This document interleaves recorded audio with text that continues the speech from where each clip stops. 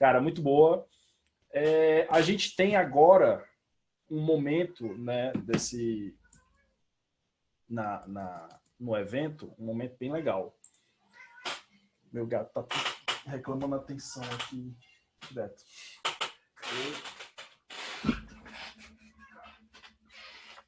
A gente tem um momento agora que é... Decide, rapaz. Quer ficar em cima da mesa. Que é a mesa redonda do evento. Como é que funciona uma mesa redonda?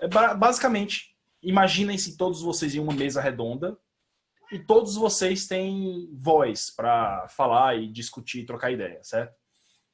Então, assim, é literalmente uma discussão aberta de open talking. A gente pode falar open talking.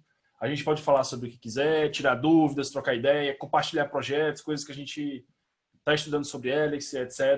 É o momento da gente literalmente conversar da forma mais informal possível e trocar uma ideia. Então, vocês também podem tirar dúvidas com todos os três palestrantes, tá? Tanto o Barroso, quanto o Will, quanto o Hermínio. Fiquem à vontade para trocar ideia. O palco é nosso agora. Eu volto já. Eu comecei o happy hour, mas pode perguntar que ainda estou com juízo. Começou cedo. O pior é que eu nem vou poder beber, que eu vou ter que dirigir daqui a pouco. Aí eu não vou poder, mas eu pedi os meus hambúrgueres aqui. É a vida, cada um com seus problemas. Mas não sigam o meu exemplo horrível. Por favor, embriaguem-se.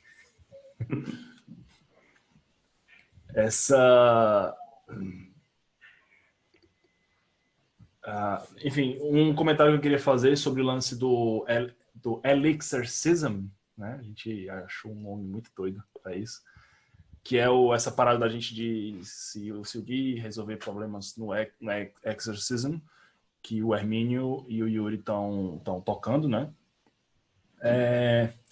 Eu acho que o mais legal de você praticar isso é você praticar uma coisa que, infelizmente, é muito incomum em empresas de software brasileiras, que é pair programming, que é você resolver um problema técnico de lógica complexo, porque os problemas do exorcismo eles são complexos, não é uma coisa que você vai lá e tipo popu e resolveu, não. Tem que pensar, porra, como é que resolve isso aqui? E você tem depende do problema, né? Tem alguns que são bem triviais, mas a maioria dos problemas de complexidade média, eles já exigem que você pare e fale, porra, como é que eu resolvo essa merda aqui? E como é que faz? Porque isso aqui não é tão trivial. E como não é um projeto, não é um projeto comercial, você pode se dar o luxo, digamos assim, de pensar sobre o problema, né? Então você vai lá e fica, tá, beleza, eu tenho um problema, esse problema aqui, ele exige uma execução em loop, mas eu estou usando uma linguagem funcional, com paradigma funcional, com construções de linguagem funcional. Como é que eu resolvo isso usando tail calls? Como é que eu faço tail call optimization usando Elixir? Beleza, eu tenho essa função aqui, papapá. Como é que eu uso pattern matching de forma eficiente para resolver esse problema usando tail call? Beleza, esse pattern match aqui eu posso simplificar usando uma guard? Essas perguntas foram as perguntas que eu passei, inclusive, no último exercício que eu fiz com o Hermínio. Não foi? Qual foi aquele exercício que a gente fez?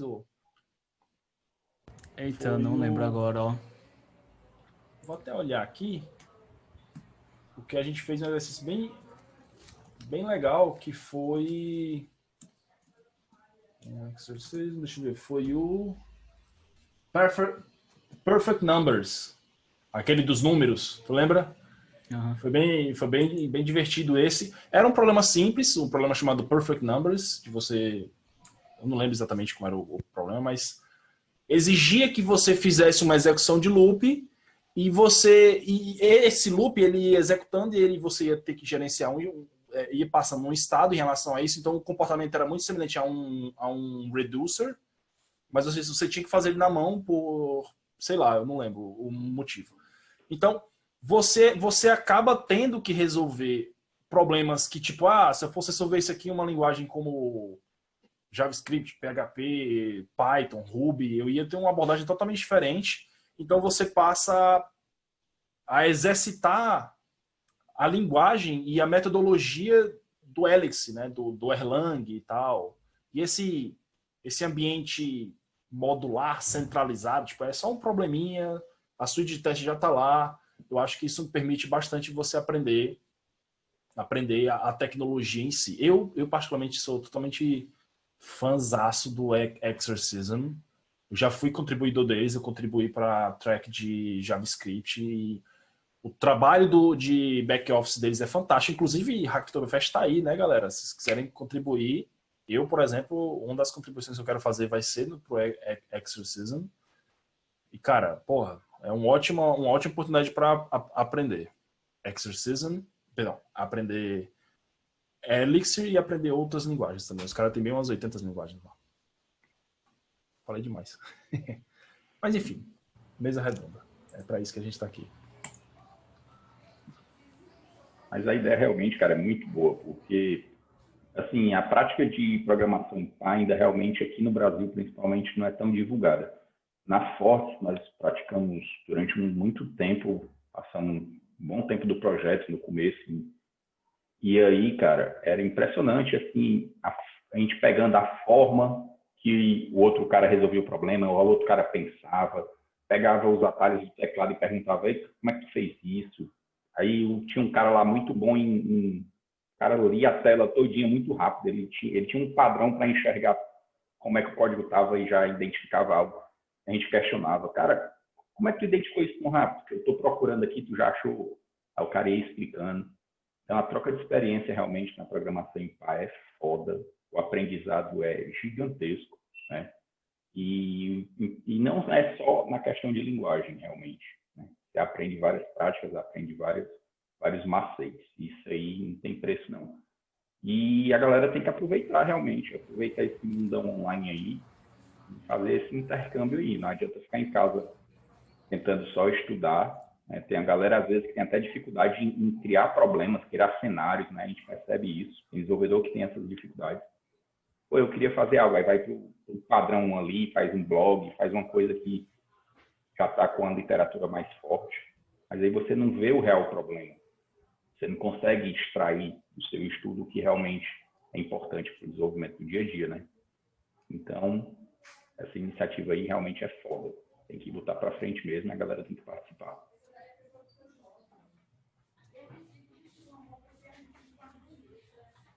E aí, galera?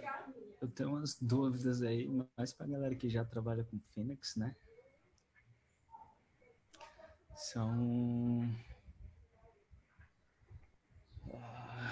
algumas bizarrices do Hector, né?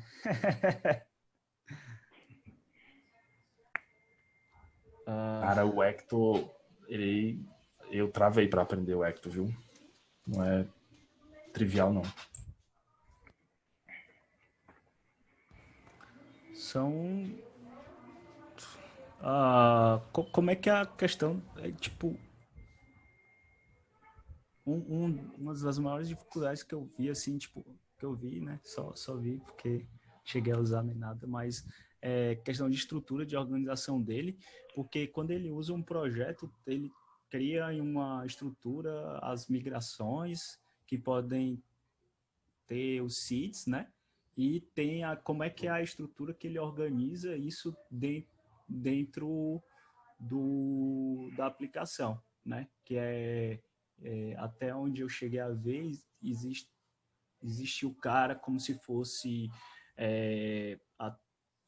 o teu entry point para a tua interação com os dados no modelo, que é a parte mais do core ali, mais pura, que você vai evitar empurrar regras de negócio, qualquer coisa assim do tipo, e tem as regras de negócio ali, de business, que ficariam em um outro módulo, né? E aí, como é que é essa distinção? Como é que vocês usam? Quais são as melhores práticas, as boas práticas e tudo mais?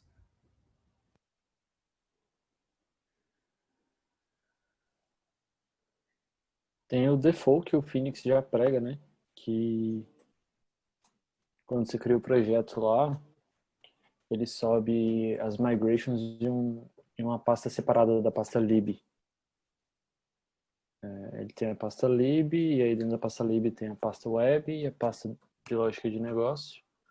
Mas ele cria outra pasta fora que chama priv, priv, e é essa pasta que fica as migrations e as seeds do Ecto.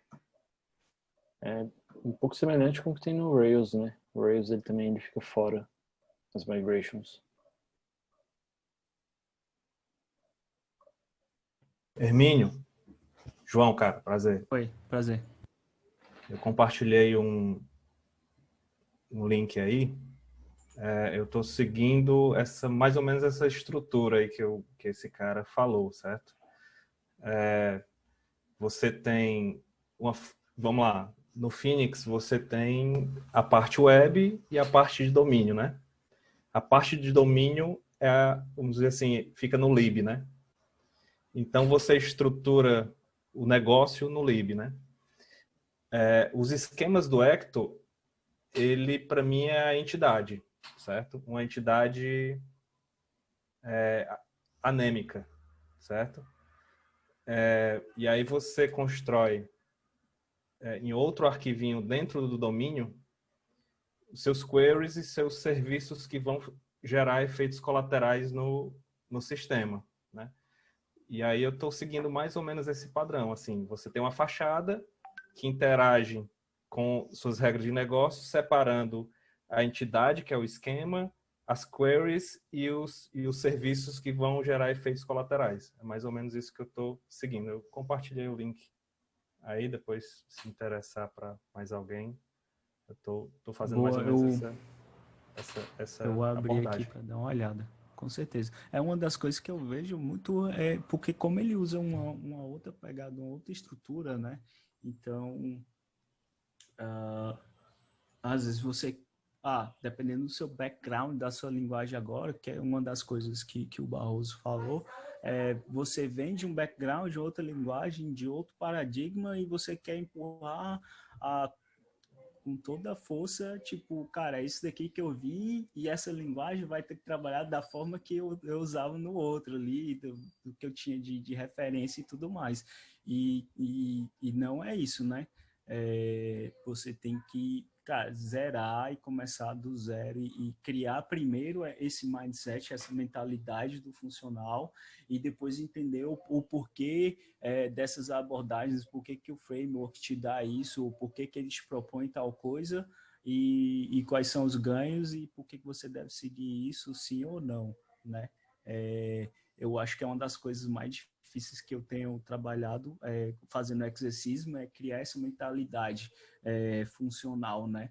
Porque o melhor exemplo disso é quando você está utilizando arrays, né? Tipo, cara, eu quero acessar uma posição do array, tipo, cara, array.índice, falou, valeu, é isso. Agora com listas não, bicho, você tem que criar as tuas declarativas ali, onde vai cair na condição onde tu quer acessar exatamente aquele item na tua lista linkada, né? Então, esse é o melhor exemplo de você ver que você tem que mudar o seu mindset e pensar totalmente diferente, né? E é uma das coisas mais difíceis, porque pegar a parte da API ali, da linguagem, é a coisa mais fácil que tem. Pensar, eu acho que é a parte mais difícil quando você vai para linguagens funcionais. E só para concluir aqui, né, já que eu falei para caralho, eu faço muita analogia com o background que eu tenho, que é Ruby e Rails, né? Então, boas coisas que eu acabei falando hoje na minha talk foi fazendo referências a isso, porque é uma forma de que eu consigo fazer essa associação e entender melhor, né, aquele conceito naquela linguagem e passar a utilizar o conceito da linguagem, né? E quando eu precisar mostrar para outras pessoas, né, usar essas referências para tentar facilitar ali a absorção, o entendimento e tudo mais. E quando eu comparo as estruturas dos dois projetos, cara, é muito confuso ainda para mim. Eu vejo no Phoenix ou qualquer projeto em Elixir, eles usam muito fortemente conceitos do DDD, certo? Então, fica aí a dica de dar uma olhada no DDD, porque eles usam questões de bounded context bem fortemente. Então, vale a pena dar uma olhada. Eu tenho só uma dúvida. É só um comentário rápido. Tem um conceito no Phoenix que é exatamente contextos, né? E eu senti muita semelhança ao bounded context do DDD. Exato. É exatamente a mesma coisa. Eu tenho uma dúvida ainda de alguns serviços, por exemplo, serviço de domínio, né, que eu falo. Eu ainda tenho dificuldade, assim, eu tendo a querer criar mocks das dependências, mas eu não encontrei ainda uma maneira, assim, vamos dizer assim, ainda não encontrei uma maneira aceita, vamos dizer assim, ou bem definida de como fazer esses testes quando você tem injeções de dependência nos serviços. Alguém já passou por isso? Alguma coisa similar que possa dar um toque? Pode dar um exemplo? Então, você fala de API mesmo externa? Requisição externa, essas coisas? É um exemplo. Tem uma abordagem que a gente está usando que é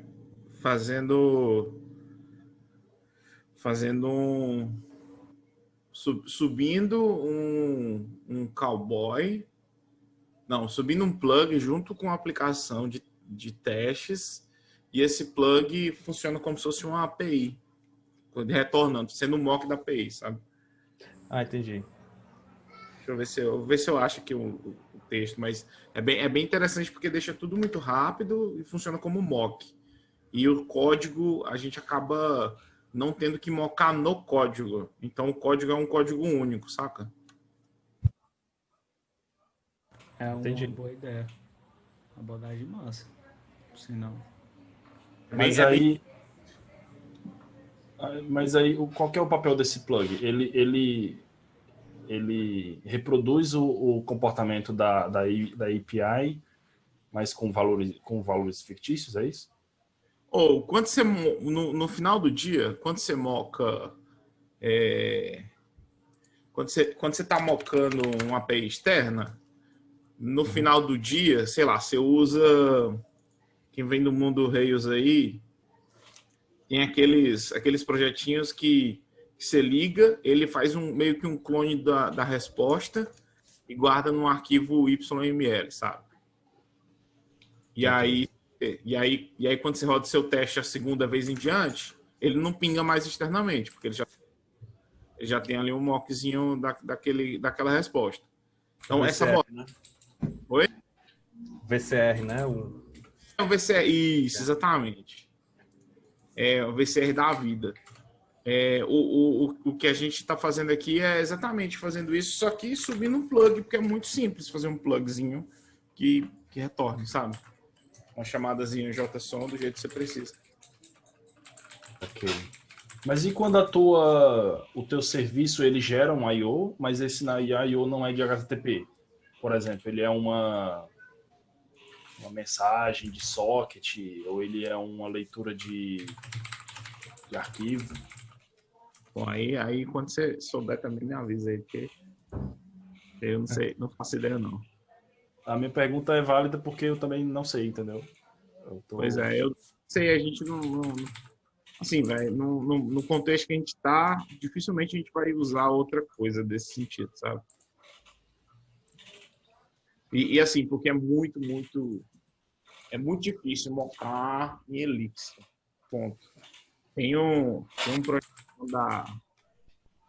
que agora eu acho que virou da Dashbit, eu acho. Dashbit, eu acho que é o Mox, ou não sei se virou da comunidade, mas enfim.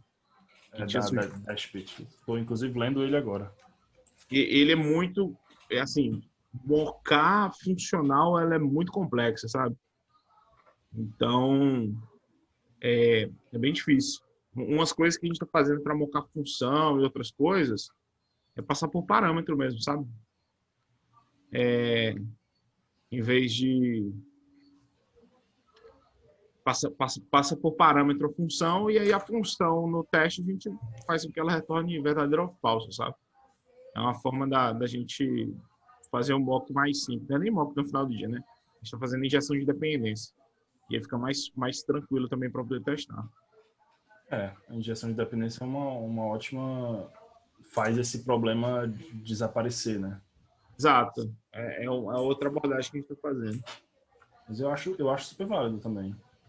Vocês viram esse Elix Cache, ele exatamente é um XVCR, que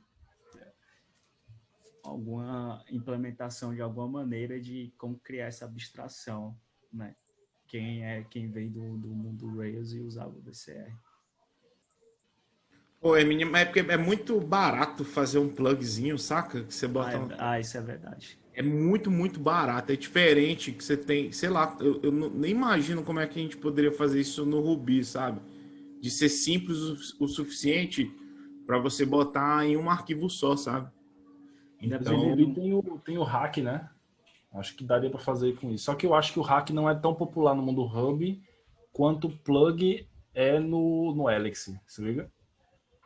Eu nem sei te dizer. Eu não faço ideia. Faz anos que eu não brinco por lá. Então, dependendo do que tu queira, até tipo em uma linha tu já consegue resolver isso. Porque tu consegue subir, tu vai dizer qual é a tua, tipo, o que é que o teu plug vai servir ali, né? E já diz qual seria o retorno, que pode ser um mapa, alguma coisa assim do tipo. Que eu já vi que você consegue responder, né? Criar um server em uma linha com um plug e ele responder tipo com uma linha só. Muito, muito, muito leve. Eu mandei um link aí no chat que me lembrou um pouco o que o Cairo falou. Eu estou usando uma abordagem semelhante, que é criar um serviço que eu inicio junto com o supervisor quando eu estou em ambiente de teste. E esse serviço, ele inicia o cowboy, o plug lá, para poder gerar um servidor web, e esse servidor web faz meio que o mock das minhas requisições externas. Então, os meus testes, eles batem no meu próprio serviço, que eu estou rodando em outro processo, e ele responde o que eu defino que ele deve responder. É meio que um mock e é super rápido e bem simples também.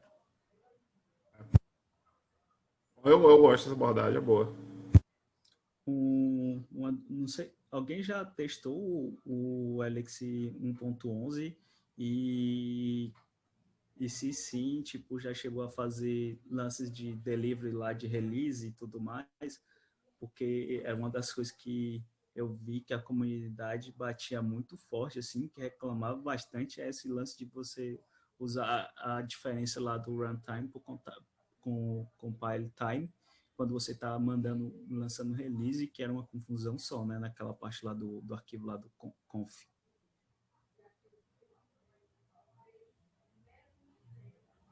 Não, eu vou testar esse trimestre agora. A gente deve fazer umas brincadeirinhas nesse sentido de release, deployment e tudo mais.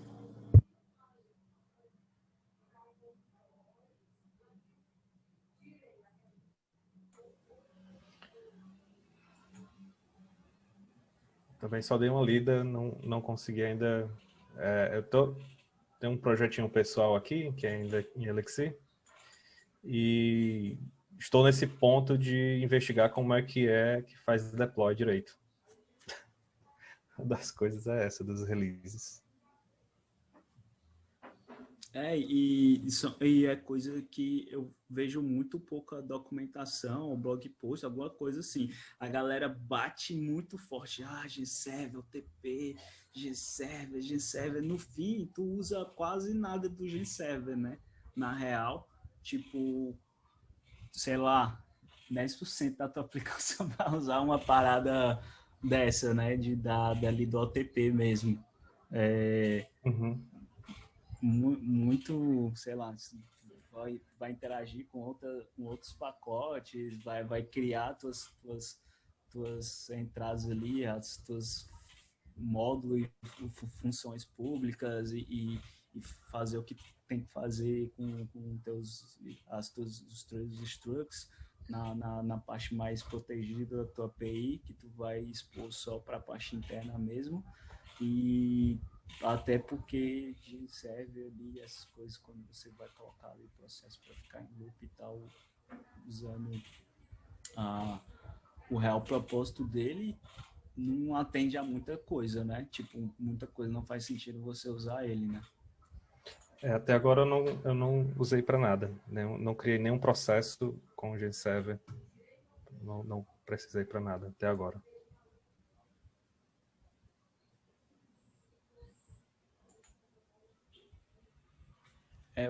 Pois é, eu sei tem pessoas da comunidade de Elixir e tal que, sei lá, tipo, tá mais de um ano programando e tal, em projeto mesmo, fazendo deploy para produção e não relou nada em Genserver ainda. Nossos aqui tem para fazer. A gente consome uma API do HackerRank e aí a gente acaba tendo que rodar algumas coisas em background para consumir de lá, sabe? Mas também muito só isso, sabe? Nada mais que isso. Porque é uma das coisas que, tipo assim, né? A galera vai e fala pra caralho disso daí, é o que mais vende, assim, é o que faz com que a galera seja mais adopter, né? A linguagem, a tecnologia, caralho, Genserver, não sei o que e tal, tem um supervisor aqui, ele vai reiniciar teu processo, não sei o que, não tem problema nenhum, você pode ficar de boas porque tolerância a falhas e tudo mais, e no fim, tu, sei lá, 10% da tua aplicação vai usar isso. É engraçado, porque quando a gente está usando o Phoenix, ele já dá isso pra gente, né? Porque tudo lá é processo. Mas tem coisas. Por exemplo, uma das nossas aplicações aqui, a gente faz muita manipulação com arquivo. Então faz muito sentido usar um Genserver, a gente usa um Genserver para isso, para não ter que ficar lendo o arquivo todas as vezes que eu preciso dele, né? Tipo, a gente inicia a aplicação, ele carrega todos os arquivos em memória, no processo, né, no Genserver, e depois dali eu só pego o arquivo direto e xablau, sabe? Então tem algumas utilidades nesse sentido mesmo. Mas por exemplo, esses workers que a gente tem, a gente já está substituindo por uma bibliotecazinha que faz cron, sabe? Que é muito mais parruda nesse sentido. Mas enfim, é igual você falou. A galera vende Genserver como se fosse um rolê muito doido, só que no final do dia, pouca coisa você vai resolver com Genserver, sabe? A não ser que você... Porque o uso do Genserver é para você, de fato, botar concorrência na sua aplicação, velho. Então, não é de graça, tipo assim, agora eu vou botar tudo dentro do meu server aqui e xablau, sabe? Não é assim que funciona. Vai dar treta, vai ser difícil e tal, não sei o quê. É complicado. Tem que lidar com back pressure, né? Principalmente se vai tratar coisas assíncronas e tudo mais. Cara, eu acho que faz muito sentido quando você... quando o seu business é muito específico, sei lá, tipo WhatsApp. Eu acho que, faz sentido, né? Você garantir ali que a mensagem vai chegar e tudo, né? Você pode usar, tipo, o GenStage lá, né? Para ter a máquina de estado de, tipo, mandou a mensagem, chegou, a pessoa visualizou, não respondeu. põe um chequezinho lá azul, né? Talvez para casos muito específicos assim, você acaba usando muito mais para o seu core, né? Porque o seu core necessita disso. Exato. A minha visão em relação ao GenServer é que é uma ferramenta de baixo nível, né? É uma ferramenta para você criar ferramentas. Se liga? Tipo, vou usar no GenServer para resolver uma coisa. O teu problema é simples o suficiente para ser resolvido via GenServer? Beleza, ótimo. Mas ele é uma ferramenta para você criar coisas em cima dele, se liga? Coisas como tipo Jamstage, ou não sei se o Broadway usa isso, provavelmente deve usar, mas você cria ferramentas usando isso, né? Mas ele é bem primitivo também, né? Tem, tipo, enfim, eu não sei porque o supervisor ele é tolerante a falhas e tal, e tipo, se o processo morre, ele restaura o processo, mas eu nem sei se ele restaura o processo preservando o estado, se liga? No caso, você tem aqueles handle caralho lá, né? Tem um handle lá que vai tratar, que no caso é o terminate, né? Então, por mais que teu processo do nada crash, né? Uma coisa totalmente bizarra, ele tem essa tolerância, que é a tolerância a falhas, né? Então, caralho, meu processo vai morrer. Tipo assim, o meu processo morreu. Só que antes dele liberar o PID lá, ele tipo, sabe? É tipo que nem o cara que vai te salvar, sabe? Tipo, tu vai levar um tiro, alguém pula lá na tua frente e leva o tiro e fala assim, corre que eu te salvei, né? Salvei tua vida. Seria tipo isso. Ele vai lá e você usa algumas políticas de tipo, caralho, salve essa informação aqui no banco, ou então põe isso aqui no banco de memória, no ETS e tudo mais. E aí, quando o supervisor viu lá, putz, esse processo aqui morreu, crashou, o que for, tipo, eu vou subir ele de novo, aí você seja a primeira vez que você vai iniciar aquele processo, ou se ele vai ser reiniciado, né? Você tem a fórmula de hidratação, que é o que eu falei, né? Que é a mesma ideia de quem usa React e coisas assim do tipo, né? Ok, interessante. Isso é bem útil. Mas você vê que são primitivas bem simples, né? E bem poderosas também. O importante que você tem que ver para o GenServer é como se ele fosse o seu controller, né? O seu entry point. Então, cara, ele tem muito side effect. Então, o mínimo possível que ele souber e que ele tiver lá nas funções dele, melhor ainda, você tem que trazer o máximo possível disso daí para o teu core, né? O teu core é que tem que ter o máximo de coisas possíveis. E você tem que deixar ele, tipo assim, cara, chama só essas APIs públicas aqui do meu módulo, da minha função, para tratar tudo lá dentro. Porque se você empurrar coisa lá dentro, já viu, né? O caos está instalado. Cara, dá para fazer muita coisa com isso, com essas premissas, sabe? Processamento de dados, processamento de time series, processamento de dados, né? Aí, tipo, consigo imaginar vários cenários onde tem esse controle de estado mínimo e é uma coisa barata que você pode criar um GenServer e subir ele junto com vários processos. Tem uma caralhada de GenServer dentro da tua árvore de supervisão. Isso é de boas. E, tipo, essas premissas são muito poderosas. Aliado isso com o conceito de tolerância à falha, essa ideia do let it crash, ela se torna possível. Porque a primeira vez que eu li let it crash, eu falei, let it crash é o cacete, negócio de let it crash, como é que eu vou executar um processo com as coisas morrendo? Eu venho de PHP, meu amigo, não tem negócio de let it crash não, o negócio tá crashando, você vai lá e dá um cat. E aí quando você começa a entender o contexto, tá, beleza, tem um processo por debaixo disso, que é o supervisor, que ele fica assistindo tudo, e você tem de fato, né, uma oportunidade de reagir a esses momentos, como você falou, o handle terminate ou alguma coisa assim. Aí essas paradas começa a fazer muito sentido mesmo. Eu acho que por exemplo, caralho, tu vai ler um arquivo, né? Tipo, pensando aí nessa ideia aí do Cairo, né? Que ele falou assim, vou carregar os arquivos em memória. Aí digamos que, sei lá, tipo, os arquivos do Cairo aí sejam gigantescos. E isso não seja algo instantâneo. De tipo assim, eu quero iniciar o processo e já quero liberar ele, né? Para que outras pessoas, para que outros partes da minha aplicação possam interagir com esse meu processo ali que vai carregar o arquivo gigantesco lá em memória, né?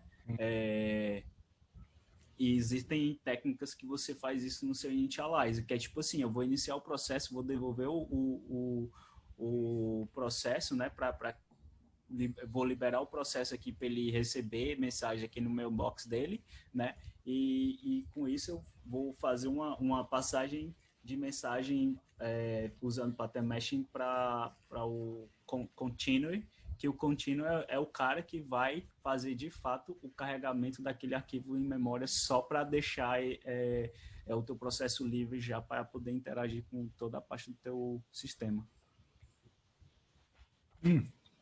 Eu tô vendo o Tadeu falando que teu áudio tá baixo, Hermínio, mas não tá baixo não, eu tô te ouvindo bem.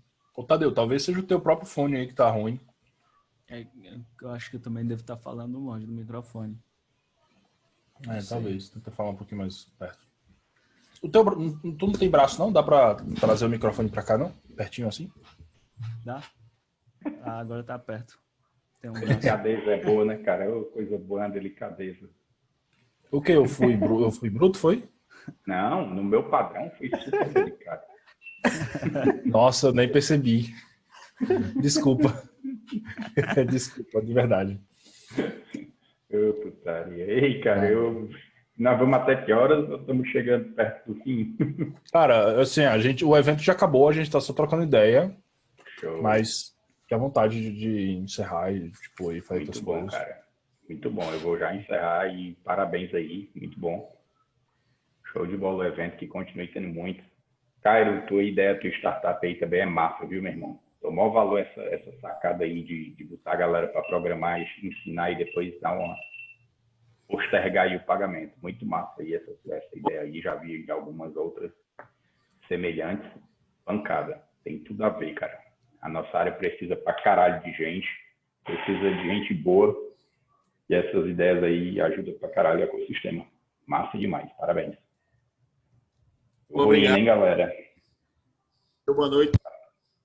Boa noite. Boa noite. Valeu, João. Valeu, Tadeu. Hermínio. Valeu, Chico. Valeu. Show. Valeu. Boa noite, Abraço. Barroso. Boa, galera. Boa noite. Um abraço, galera.